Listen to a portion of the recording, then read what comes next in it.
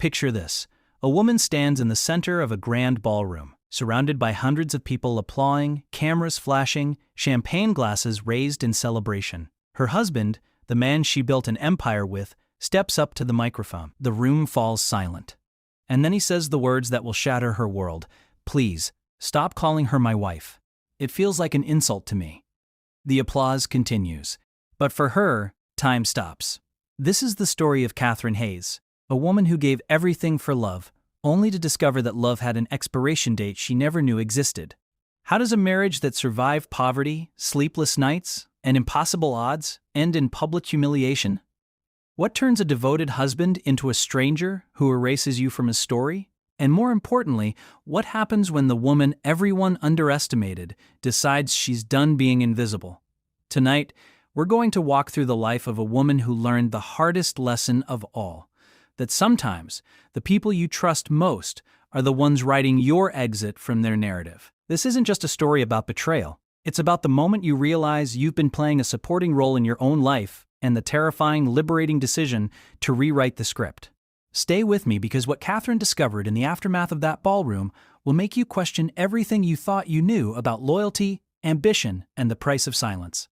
Before we dive deeper, let us know in the comments where you're watching from. We'd love to hear from you. And if you're new here, click on the subscribe button so you never miss any of our upcoming videos. Let's go back to where it all began.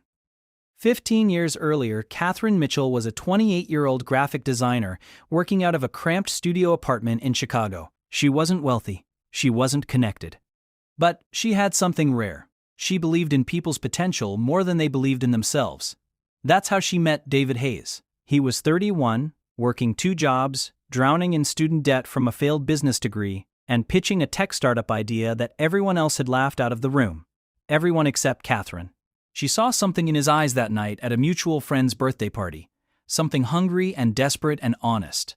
They talked until 4 a.m. about his vision for a platform that would revolutionize small business logistics. By sunrise, she'd offered to design his entire brand identity for free.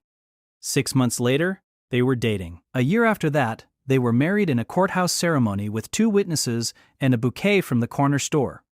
The early years were beautiful in the way struggle can be beautiful when you're not alone in it. Catherine worked her design job during the day and spent her nights building David's website, crafting pitch decks, managing social media, answering customer emails. David coded, networked, pitched to investors who kept saying no. They ate ramen 4 nights a week. They celebrated small victories like their first paying client with a bottle of cheap wine on their fire escape. Catherine's friends started asking when she'd focus on her own career. Her mother